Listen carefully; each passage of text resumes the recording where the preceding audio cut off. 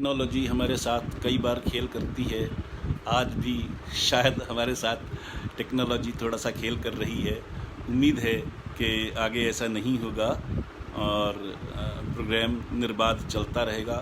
दोबारा से नमस्कार, आपका बहुत बहुत स्वागत है हमारे प्रोग्राम हेलो होम मिनिस्टर में। इस प्रोग्राम में हम हर हफ्ते रविवार को शाम 5 बजे एक नया टॉपिक लेकर हाजिर होते हैं।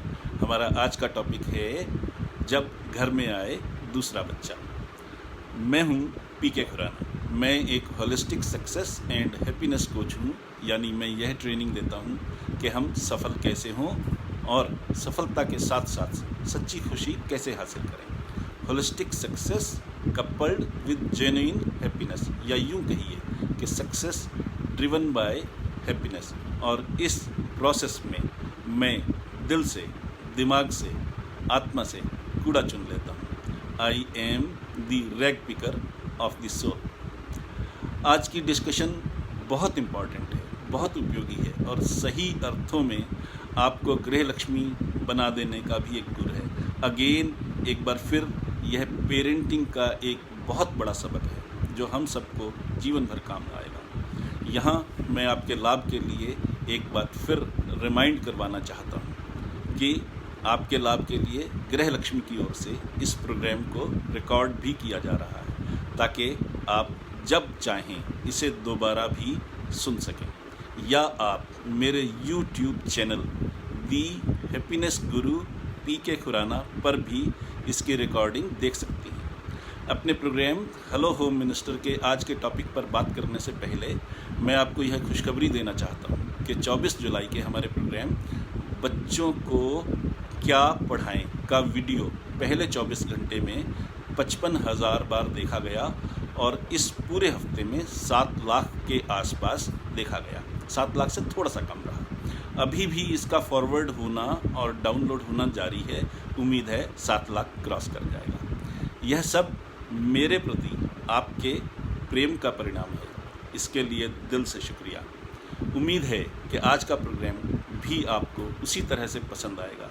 तो आइए शुरू करते हैं हमारे प्रोग्राम हेलो होम मिनिस्टर का आज का टॉपिक, जब घर में आए दूसरा बच्चा। अपनी बात शुरू करने से पहले मैं आपके ध्यान के लिए एक सच्चाई का जिक्र करना चाहूँगा। जंगल में तरह तरह के पशु पक्षी होते हैं। हम अगर जंगल के इन पशु पक्षियों के उदाहरण से कुछ सीखना चाहें तो हमें हिरण और शेर के व्यवहार से वह सीख मिलती है जो हमारी सोच को बदल सकती है। हिरण की स्पीड लगभग 90 किलोमीटर्स पर आवर, 90 किलोमीटर प्रति घंटा होती है, जबकि शेर की स्पीड लगभग 55 किलोमीटर प्रति घंटा होती है, 55 किलोमीटर्स पर आवर होती है। लेकिन स्पीड कम होने के बावजूद भी शेर हिरण का शिकार कर लेता है। क्यों होता है ऐसा? हिरण को मालूम है कि वह शेर से कमज़ोर है और अगर एक बार शेर की पकड़ में आ गया तो जान गंवा बैठेगा। हिरण दौड़ते वक्त अक्सर पीछे मुड़ मुड़ कर देखता रहता है कि शेर कहाँ है। इससे उसकी स्पीड कम हो जाती है और शेर थोड़ा और पास आ जाता है। अब शेर के पास आता देखकर हिरण का आत्मविश्वास और कम हो जाता है और उसकी स्पीड पर और भी ज़्यादा फर्क पड़ता है। तो यह एक मल्टीप्लायर इफेक्ट है। आत्मविश्वास कम था इसलिए स्पीड कम हुई, स्पीड कम हुई तो आत्मविश्वास और कम हो गया। जैसे ही हिरण की स्पीड कम हुई, शेर ने छलांग लगाई और हिरण का शिकार कर लिया। यहाँ 2 फैक्टर काम कर रहे थे। हिरण डरा हुआ है इसलिए अपनी कमज़ोरी पर फोकस कर रहा है, कमज़ोरी पर फोकस कर रहा है इसलिए जान गंवा बैठता है। वही हिरण अगर अपनी स्ट्रेंथ पर फोकस करता, अपनी इस खूबी पर गौर करता कि उसकी स्पीड शेर की स्पीड से बहुत ज़्यादा है और सिर्फ तेज़ दौड़ता रहता, तो शेर उसके नज़दीक भी ना फिटक पाता और उसकी जान को कोई खतरा ना होता। अगर किसी बच्चे के साथ ऐसा व्यवहार किया जाए कि उसे लगने लगे कि उसकी उपेक्षा हो रही है या दूसरे बच्चे को उसके मुकाबले में ज़्यादा अटेंशन मिल रही है, ज़्यादा प्यार मिल रहा है, तो वो हिरण बन जाएगा और अपनी कमज़ोरियों पर फोकस करता रहेगा और जीवन में अपनी असफलता की कहानी गढ़ लेगा। जो हुआ वो हुआ तो बच्चे के साथ, लेकिन बच्चे की असफलता का कारण था बच्चे के माँ बाप या बच्चे का अपना परिवार। समस्या यह है कि बच्चा इस उपेक्षा को बर्दाश्त तो करता है पर बता नहीं पाता। उसके परिवार के बाकी सदस्यों को पता भी नहीं चलता कि वे अनजाने में अपने ही परिवार के एक बच्चे के साथ क्या अन्याय कर रहे हैं। जैसे जैसे हम बड़े होते हैं हमें नई बातें देखने और सुनने को मिलती हैं। हमारे बुजुर्ग कहा करते थे कि न पढ़ने वालों से वो लोग श्रेष्ठ हैं जो पढ़ते हैं, पढ़ने वालों के मुकाबले में वो लोग ज़्यादा बेहतर हैं जो पढ़े हुए को याद रखते हैं, पढ़कर याद रखने वालों से भी वो लोग ज़्यादा श्रेष्ठ हैं जो पढ़े हुए का मतलब भी समझते हैं। लेकिन पढ़कर याद रखने और पढ़े हुए का मतलब समझकर और उसे याद रखकर उस ज्ञान को अपने जीवन में भी अपनाने वाले लोग बाकी सब से बहुत बहुत बेहतर हैं। हर रविवार आप मेरे साथ अपने जीवन का आधा घंटा खर्च कर देती हैं। यह आधा घंटा कभी जीवन में आपको वापस नहीं मिल सकता। मेरा नुकसान हो जाए, मेरा धन चला जाए तो मैं दोबारा कमा सकता हूँ। हम सब जानते हैं कि अमिताभ बच्चन एक बार दिवालिया हो चुके हैं। वो फिल्म इंडस्ट्री में टॉप पर थे जब उन्होंने अपने छोटे भाई अजिताभ के साथ मिलकर नए बिजनेस में कदम रखा। यह चांस की बात है कि उस वक्त उनकी सारी फिल्में फ्लॉप हो गई और बिजनेस के हालात भी ऐसे बने कि बैंकों से लिया हुआ कर्ज चुकाना भी मुश्किल हो गया और आखिरकार उन्हें दिवाला निकालना पड़ा। लेकिन वही अमिताभ बच्चन अब फिर से न केवल बड़े अमीरों में शामिल हैं बल्कि जीवन की हर सुख सुविधा का उपभोग कर रहे हैं। मतलब यह है कि पैसा चला जाए तो वापस कमाया जा सकता है, उसकी बहुत ज़्यादा चिंता नहीं करनी चाहिए। इसी तरह सेहत चली जाए तो भी दोबारा हासिल की जा सकती है। आज की दुनिया में सेहत भी एक परचेजेबल कमोडिटी है, एक ऐसी वस्तु है जिसे खरीदा जा सकता है। कोई बीमार हो जाए तो ठीक हो सकता है, कोई अंग कट जाए तो नकली अंग लग सकता है। यहाँ तक कि बहुत से लोग जो कोरोना से पॉजिटिव थे ठीक होकर घर वापस आ गए। दवाइयों से, ऑपरेशन से, एक्सरसाइज से, खान पान में बदलाव से, लाइफस्टाइल के चेंज से लगभग हर बीमारी ठीक हो सकती है। यानी सेहत भी वापस पाई जा सकती है। लेकिन जो समय बीत गया वो किसी भी तरह से वापस नहीं आ सकता। बहुत से लोग कहते हैं कि टाइम इज़ मनी। बिल्कुल गलत कहते हैं। Money can not equate with time. पैसा वापस आ सकता है, टाइम वापस नहीं आ सकता। टाइम तो जीवन है। जब कोई स्वर्गधाम जाता है तो हम कहते हैं कि वह इतने साल जिया। क्या कभी कोई यह भी कहता है कि फलां आदमी इतने लाख रुपए जिया या इतने करोड़ रुपए जिया? जीवन के मुकाबले में, समय के मुकाबले में पैसे की कोई कीमत नहीं है, बिल्कुल भी कोई कीमत नहीं है। मैं इसको एक और उदाहरण से समझाता हूँ। मैं अब 65 साल का हूँ। मुझे नहीं पता कि मैं कब तक इस दुनिया में रहूँगा। मैं 10 साल जीऊँगा, 20 साल जीऊँगा या अगला सांस भी नहीं आएगा, मुझे नहीं पता, किसी को भी नहीं पता। अब मान लीजिए मैं बीते हर पल के साथ अपने जीवन के अंत के करीब होता जा रहा हूँ। मान लीजिए मैं आज यहाँ हूँ और ये वो पॉइंट है जब मेरा जीवन समाप्त होगा और बीतते हर पल के साथ यह समय घटते हुए इसके करीब आ रहा है। यह कब करीब आएगा और कब पटाखा बोल जाएगा मुझे नहीं पता। तो बीते हर पल के साथ मैं अपने जीवन के अंत के करीब होता जा रहा हूँ। मैं इसे किसी भी तरह से बदल नहीं सकता, रोक नहीं सकता। तो ये कीमत है समय की और आप मुझे अपने जीवन का समय दे रही हैं, वो समय जो कभी दोबारा वापस नहीं आएगा। मैंने क्यों बताया ये? क्योंकि मैंने पहले ही कहा कि न पढ़ने वालों से वो लोग श्रेष्ठ हैं जो पढ़ते हैं। पढ़ने वालों के मुकाबले में वो लोग ज़्यादा बेहतर हैं जो पढ़े हुए को याद रखते हैं। पढ़कर याद रखने वालों से भी वो लोग ज़्यादा श्रेष्ठ हैं जो पढ़े हुए का मतलब भी समझते हैं। लेकिन पढ़कर याद रखने और पढ़े हुए का मतलब समझकर और उसे याद रखकर उस ज्ञान को अपने जीवन में भी अपनाने वाले लोग बाकी सबसे बहुत बेहतर हैं। तो इस बेशकीमती समय की जो आप मेरे साथ बिता रही हैं, उपयोगिता तभी है जब आप यह ठान लें कि इस आधे घंटे के सेशन में हम सब ने जो सीखा वो हमारे जीवन में भी आएगा। वो सिर्फ ज्ञान नहीं होगा, वो हमारे जीवन में उतरकर हमारे जीवन का हिस्सा बन जाएगा। अगर आप सहमत हैं, अगर आपको लगता है कि ऐसा होना चाहिए, तो कमेंट्स में लिखिए येस एग्री। आप कमेंट्स में येस एग्री लिखती चलिए, मैं सेशन नहीं रोकूंगा, सेशन चलता रहेगा। तो मैं उम्मीद करता हूं कि आप येस एग्री से इस चीज़ को मानेंगी ताकि बाकी लोगों का भी हौसला बढ़े। मैं आपको अपने जीवन की अगली घटना बताता हूँ। मेरी ग्रैंड डॉटर अब 8 साल की होने वाली है।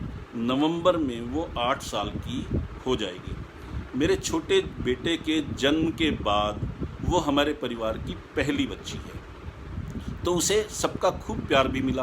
बच्चे को परिवार में सबका प्यार मिले तो वो मेंटली सिक्योर फील करता है, उसमें असुरक्षा की भावना नहीं आती, इससे उसका आत्मविश्वास बढ़ता है। मेरा पिछला सेशन 26 जुलाई को हुआ था, जिसका टॉपिक था बच्चों को क्या पढ़ाएं, जिसमें मैंने अपनी माँ से मिली सीख का जिक्र किया था। उस सेशन के 2 दिन बाद यानी 28 जुलाई को भगवान ने मुझे एक ग्रैंड सन का, पोते का गिफ्ट दिया। मैं दूसरी बार दादा बना। हम सब तो खुश हुए ही, मेरी ग्रैंड डॉटर इसलिए सबसे ज़्यादा खुश हुई कि अब उसे अपने साथ खेलने के लिए एक साथी मिल गया और राखी बांधने के लिए भाई मिल गया। वो गाने गा गा कर अपनी खुशी जाहिर कर रही थी। कोरोना के संकट के कारण अस्पताल में 1 से अधिक अटेंडेंट नहीं हो सकते, इसलिए जब उसकी मम्मी ने हॉस्पिटल से डिस्चार्ज होना था तो उसके चाचा चाची उसे भी साथ ले गए। मैंने अपने 26 जुलाई के पिछले एपिसोड में जिक्र किया था कि बच्चों की परवरिश ऐसी होनी चाहिए कि उसमें मॉरल करेज आए, ताकि अगर उससे कोई गलती हो जाए तो वह उस गलती को एक्सेप्ट करने की हिम्मत दिखा सके, और अगर उसके दिल में कोई शक हो, कोई सवाल हो, तो वह सवाल भी पूछ सके। रास्ते में उसने, मेरी ग्रैंड डॉटर ने अपनी चाची से पूछा, सवाल सुनिएगा, क्या आप अब भी मुझे उतना ही प्यार करोगे? यानी 8 साल की बच्ची जो अपने भाई के आने से बहुत खुश थी, लेकिन फिर भी उसके दिल में यह बात आ ही गई कि वो जो अब तक सारे परिवार की आंख का तारा थी, क्या अब भी उसे वही अटेंशन और वही प्यार मिलेगा जो इतने सालों से मिलता आया है। ये आज से सिर्फ 3 दिन पहले यानी 30 जुलाई की बात है, जब मेरी डॉटर इन लॉ को हॉस्पिटल से डिस्चार्ज होकर घर आना था और उसे हॉस्पिटल से घर लाने के लिए मेरा छोटा बेटा और छोटी डॉटर इन लॉ मेरी ग्रैंड डॉटर के साथ हॉस्पिटल के रास्ते में थे। मेरी ग्रैंड डॉटर का नाम अनन्या है। उसकी चाची ने बिना 1 सेकंड भी गंवाए उससे पूछा, अनन्या, तुम्हारा भाई 2 दिन पहले 28 जुलाई को पैदा हुआ है, पहले ये बताओ कि इन 2 दिनों में तुम्हें किसी ने कम प्यार किया? अनन्या के सवाल के जवाब में उसकी चाची के इस सवाल ने उस बच्ची के दिल से सारे वहम दूर कर दिए। वो खुश हो गई और अब हालत यह है कि वह अपने भाई के साथ चिपकी रहती है। यहाँ तक कि जब वह पुप्पू कर दे तो भी उसको वॉश कर रहे होते हैं तो उस वक्त भी वो यूं लाख पकड़ के यूं खड़ी रहती है, वहाँ से हिलती नहीं, क्योंकि अब उसे पता है कि उसका भाई उसके हिस्से का प्यार नहीं छीनेगा। इस तसल्ली के कारण उसके आत्मविश्वास में कोई कमी नहीं आई और वह अपने छोटे भाई को और भी ज़्यादा प्यार करने के काबिल बन सकी है।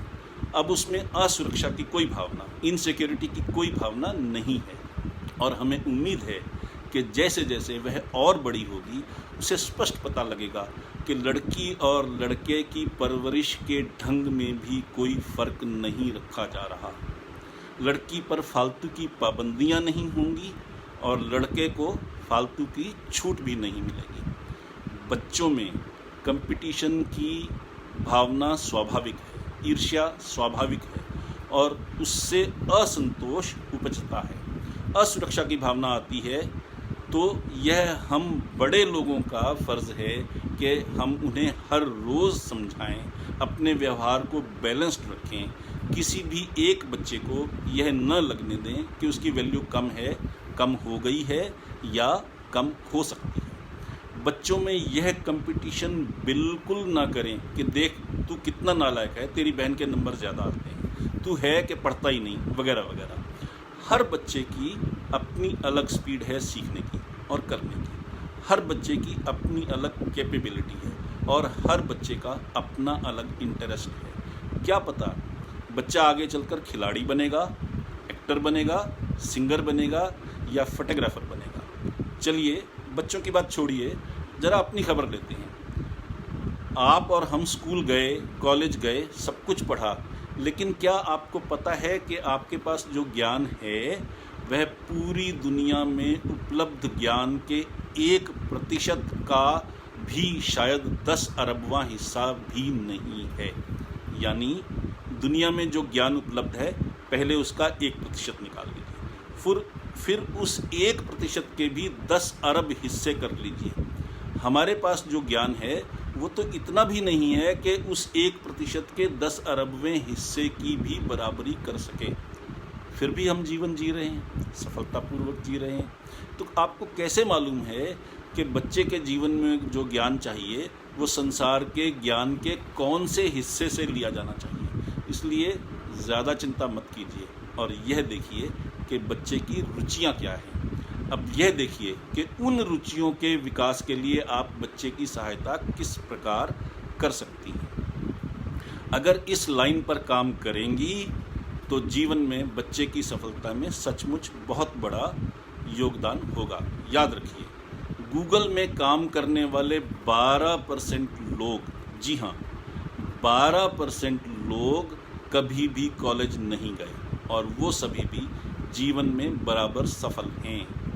मैं आपको कहानियाँ नहीं सुनाता, मैं प्रवचन नहीं देता, मैं प्रवचन बाबा नहीं हूँ, मैं किताबी बातें नहीं करता। मैं वो कहता हूँ जो मेरे जीवन का सच है। इसके लिए मुझे कोई किताब नहीं पढ़नी पड़ती, कोई भाषण नहीं तैयार करना पड़ता। जो जीवन का सच है वो सबसे बड़ा सबक है, वो जो आज मेरे जीवन का सच है और कल आपके जीवन का सच बन सकता है। अगर आपको अच्छा लगे तो इस सबक को जीवन में उतारिए और सचमुच अच्छा लगे तो यस एग्री लिखती रहिए, ताकि आपके कमेंट से इस सेशन की बाकी बहनों को भी प्रेरणा मिले। हम एक दूसरे की सोहबत से सीखते हैं। आप मेरे सेशन से कुछ नया सीखती हैं। सेशन ख़त्म होने के बाद मैं रिकॉर्डिंग देखता हूँ ताकि आपके कमेंट्स पढ़ सकूँ, क्योंकि मैं आपके कमेंट्स से सीखता हूँ। इसी तरह आपके कमेंट से बाकी लोगों को भी सीखने का मौका मिलता है। आखिर आप कमेंट तभी तो करती हैं जब आपको कोई बात इम्पॉर्टेंट लगे या अच्छी लगे।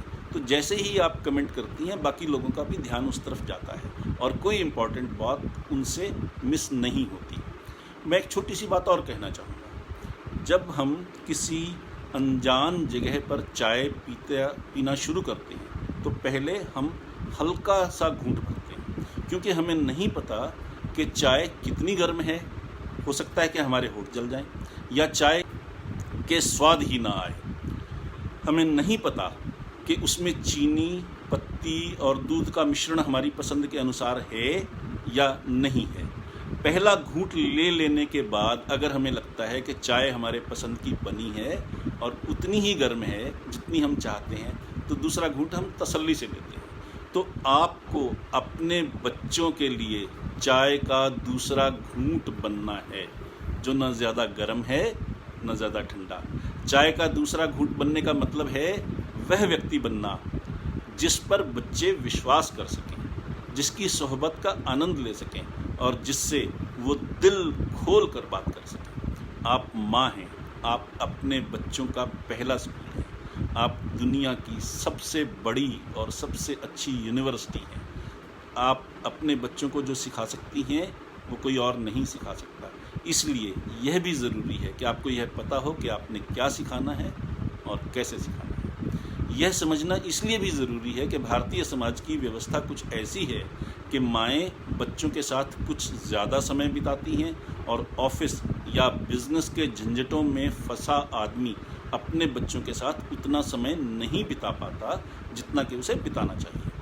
तो माँ के रूप में आपको बच्चों के पिता के कम टाइम को भी कंपनसेट करना है और बच्चों में यह भावना नहीं आने देनी कि उनके पिता उनकी तरफ कम ध्यान देते हैं। दूसरी बात यह समझना भी आवश्यक है कि कई बार आपके पतिदेव जब घर आएं तो हो सकता है कि ऑफिस की उलझनों के कारण वो बच्चों को समय देने के मूड में ही ना हो, वो अपने आप में इतने गुम हों कि उस वक्त उन्हें बच्चों को समय देना सूझे ही नहीं। ये बहुत नॉर्मल बात है, आप इसे समझ सकती हैं। बच्चे अभी कच्चे हैं, वे कई बार इसे नहीं समझ पाते। यह आप ही उन्हें समझा सकती हैं और यह भी ध्यान रख सकती हैं कि अपने बिगड़े मूड के कारण आपके पतिदेव बच्चों को कोई उल्टी सीधी बात न कह डालें। यह माँ के रूप में आप बच्चों का सेफ्टी वॉल्व हैं।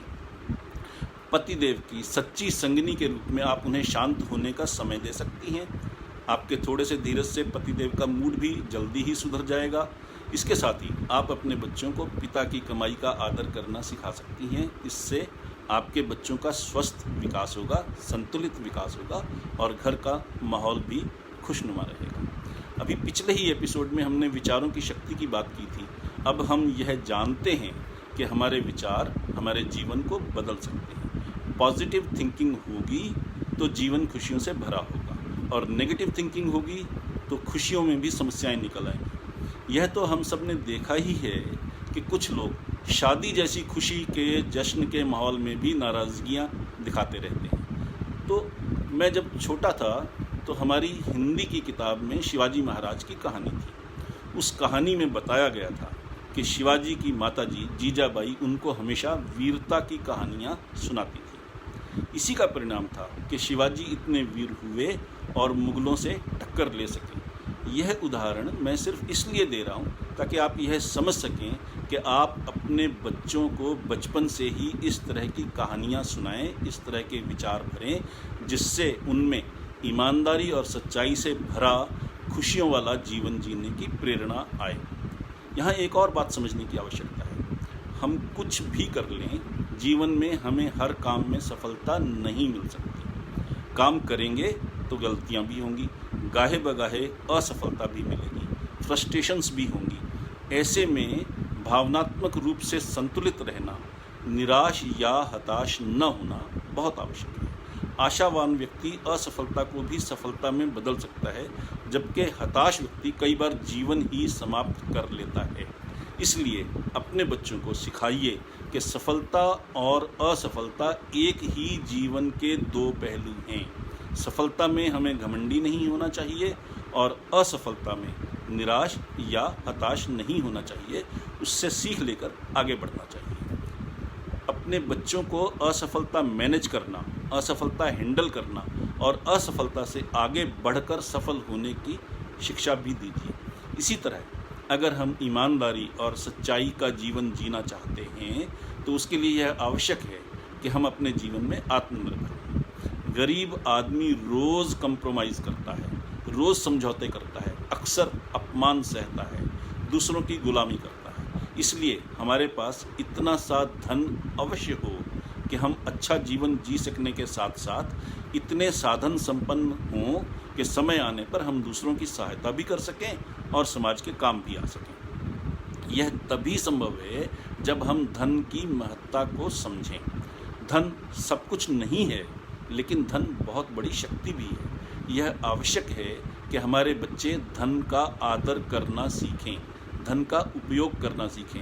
अपने जॉब या बिजनेस से पैसा कमाने के अलावा पैसे से भी पैसा कमाना सीखें। पैसे से पैसा कमाना एक कला है और हमें इस कला में महारत होनी चाहिए। अगले हफ्ते के एपिसोड में हम इस पर डिटेल में बात करेंगे और यह समझने की कोशिश करेंगे कि अमीरी का असली मतलब क्या है और अमीरी और समृद्धि में क्या अंतर है। What is the difference between a rich and a wealthy person. हम गृहस्थ लोग हैं और गृहस्थी पैसे से चलती है, रिश्तेदारी है, सुख दुख है, बच्चों की पढ़ाई है, खुद का मनोरंजन है, इन सब के लिए पैसा चाहिए। बस नीयत यह होनी चाहिए कि हम सिर्फ जमाखोर ही ना बन जाएं। खैर वो बात बाद में, पहले हम अपने आज के टॉपिक के बारे में बात करें। तो आपको याद होगा कि 5 जुलाई के मेरे सेशन का टॉपिक था संगिनी, कामिनी, दामिनी।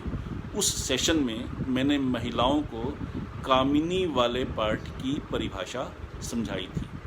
आज फिर से उसका जिक्र करना इसलिए ज़रूरी है कि भारतीय समाज में स्त्री अगर जॉब में हो तो भी ज़्यादातर घरों में घर का काम करने की जिम्मेदारी उसी की होती है। पतिदेव ऑफिस से आकर टीवी में व्यस्त हो जाते हैं और बेचारी पत्नी ऑफिस से आकर रसोई में लग जाती है। ऑफिस और घर की दोहरी थकावट से चूर पत्नी तो घोड़े बेचकर सो जाती है और पतिदेव करवटें बदलते रहते हैं, और दोनों के जीवन में कब कोई तीसरा आ जाता है इसका पता ही नहीं चलता। कामिनी के कॉन्सेप्ट के बारे में बात आगे बढ़ाने से पहले मैं बहुत विनम्रता से कहना चाहूँगा कि भारतीय समाज में कुछ मामलों पर बात करना अच्छा नहीं माना जाता, या उन पर सामाजिक तौर से खुले में बात करना अच्छा नहीं माना जाता। इस धारणा ने हमारा बहुत नुकसान किया है। यह तो सीधा सा मनोविज्ञान है कि जिस बात से रोका जाए मन उधर ही दौड़ता है। परिणाम यह है कि सही ज्ञान के अभाव में युवा वर्ग पथभ्रष्ट हो रहा है। इंटरनेट, टीवी, डिस्क कल्चर और नाइट पार्टीज ज्ञान और मनोरंजन का साधन बनने के बजाय अपराध का कारण बन गए हैं।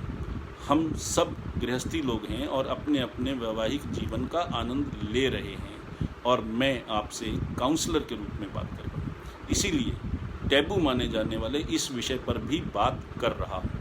दूसरी बात यह है कि संवेदनशील विषय वो है, सेंसिटिव टॉपिक वो है जिसे हम सेंसिटिव होने का फतवा दे दें। कोई अपने धर्म के लिए तलवार निकाल लेता है तो कोई किसी नेता के लिए तलवार निकाल लेता है। धर्म लड़ना नहीं सिखाता और नेता को तो पता भी नहीं होता कि उसके लिए किसने जान दे दी। इसलिए मैं जो कहूँगा उसे ध्यान से सुनिए, खुले दिमाग से सुनिए। तो मैं यहाँ स्त्री के कामिनी वाले रोल के बारे में कुछ बात करूँगा। यूँ तो कामिनी शब्द का एक ही अर्थ माना जाता है कि, पर मैं इसे जीवन की सफलता के लिए 2 हिस्सों में बांट रहा हूँ ताकि आपको मेरी बात समझने में आसानी हो। कामिनी वो जिसकी पुरुष को कामना हो, इच्छा हो, पाने की ललक हो, और कामिनी वो जो खुद पुरुष का संसर्ग पाने के लिए आतुर हो। तो कामिनी बनने का मतलब है कि अपने वैवाहिक जीवन का, मैरिड लाइफ का भरपूर आनंद लेना। प्रकृति ने हर जीव को परिवार आगे बढ़ाने की ताकत दी है। उस शक्ति को रचनात्मक बनाना, क्रिएटिव बनाना और उसे आनंद में बदलना अपने पुरुष के लिए कामिनी बनने और बने रहने के कॉन्सेप्ट का यही मतलब है। 45-50 की उम्र के बाद भी अक्सर दोबारा ऐसा मोड़ आता है जब मेनोपॉज के कारण मूड स्विंगिंग होती है, चिड़चिड़ापन आता है। यह हार्मोन्स के कारण है, प्रकृति की देन है। पति के लिए यह बहुत बड़ा परिवर्तन है जिसे वो अक्सर नहीं समझ पाता, क्योंकि उसे किसी ने एजुकेट नहीं किया, कभी बताया ही नहीं, समझाया ही नहीं, न माँ ने, न पिता ने, न स्कूल ने। वही सिचुएशन कई बार तब होती है जब दूसरा बच्चा घर आ जाए। पत्नी तो दोनों बच्चों में व्यस्त हो गई, उनको संभालने में, नहलाने धुलाने में, स्कूल भिजवाने में, उनका होमवर्क करने में उसका इतना समय लग जाता है, और उसके बाद परिवार की देखभाल करना, रसोई का काम करना, बाकी काम करने, घर की सफाई करना, खरीदारी करना, उन सब चीज़ों में पत्नी का इतना समय लगता है और दिन भर में इतनी थकावट हो जाती है कि उनके लिए कुछ और सोचना और कामिनी के कॉन्सेप्ट पर काम करना शायद कई बार संभव नहीं होता। लेकिन यह इसलिए बात कर रहा हूँ मैं क्योंकि दूसरे बच्चे के बाद अगर आप व्यस्त हो जाती हैं और शरीर को आराम की ज़रूरत है तो अपनी दिनचर्या इस तरह से ढालिए कि आप दिन में किसी वक्त थोड़ा सा ब्रेक लेकर आराम कर सकें और अपने पति के लिए, आप वैवाहिक जीवन के लिए उपलब्ध हों। दूसरी चीज़ जो अभी हम बात कर रहे थे मेनोपॉज के बाद की, कि 50-55 की उम्र के बाद अक्सर भारतीय पत्नियां या माँ या सासू माँ बनकर रह जाती हैं। वो अपने आप को बूढ़ा मानने लगती हैं और ये मान लेती हैं कि पत्नी के रूप में पति को खाना खिला दिया, कपड़े धो दिए, प्रेस कर दिए और बात खत्म। वो अपने पति की प्रेमिका नहीं रह जाती, वो उस ज़रूरी काम से जी चुराने लगती हैं जिसके लिए शादी की थी। मैं सिर्फ इतना ही कहूँगा कि साइंस ने यह सिद्ध किया है कि संसर्ग के वक्त आपके दिमाग का हर हिस्सा एक्टिव हो जाता है, जागृत हो जाता है। मेटिंग बहुत बड़ी हीलिंग पावर है। यह आप दोनों के शरीर को स्वस्थ रखता है, इससे थकावट दूर होती है, तनाव घटता है। इसलिए उम्र के किसी भी पड़ाव में, चाहे जब दूसरा बच्चा आए या जब मेनोपॉज की सिचुएशन खत्म होती है, उम्र के किसी भी पड़ाव में डिनायल मोड में मत जाइए, संसर्ग से मत भागिए, बल्कि इसके मौके पैदा कीजिए। जब तक जीवन है, प्रकृति की शक्ति का आनंद लीजिए, भरपूर आनंद लीजिए। याद रखिए, संसर्ग आपके गृहस्थ जीवन के सुख की चाबी है। यह चाबी अपने हाथ में रखिए। अपने बच्चों को भोजन का आदर करना सिखाइए, अपनी मेहनत का आदर करना सिखाइए, पिता की मेहनत का आदर करना सिखाइए, समाज का आदर करना सिखाइए, डिग्निटी ऑफ लेबर का सबक दीजिए, अपने जीवन का आदर करना सिखाइए और उस परमात्मा का धन्यवाद देना सिखाइए जिसने हमारे लिए इतना कुछ बनाया है। तो 2 बच्चों के बाद भी आपके जीवन में परिवर्तन जो आए वो सुखद ही होना चाहिए। आपके और आपके बच्चों के रिश्ते, आपके और आपके पतिदेव के रिश्ते, आपके और आपके परिवार के बाकी सदस्यों के रिश्ते में कहीं कोई उलझन नहीं आनी चाहिए। इसके लिए प्रोएक्टिवली ज़्यादा काम आप कर सकती हैं और दूसरे लोगों को एजुकेट कर सकती हैं। आप सब ने इतने धीरज से मेरे साथ इतना समय गुजारा, इसके लिए दिल से शुक्रिया।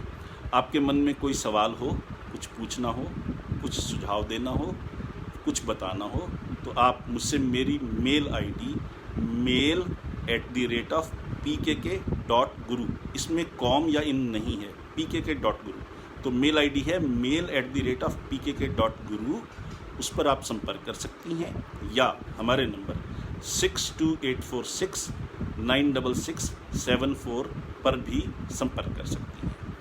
इसके साथ ही हेलो होम मिनिस्टर प्रोग्राम का आज का टॉपिक, जब घर में आए दूसरा बच्चा, अब समाप्त होता है। अपने होस्ट हैप्पीनेस कोच पीके खुराना को अब इजाज़त दीजिए। अगले हफ्ते रविवार को शाम 5 बजे फिर मिलते हैं नए टॉपिक के साथ। तब तक के लिए खुश रहिए, स्वस्थ रहिए और जीवन का आनंद लीजिए। नमस्कार।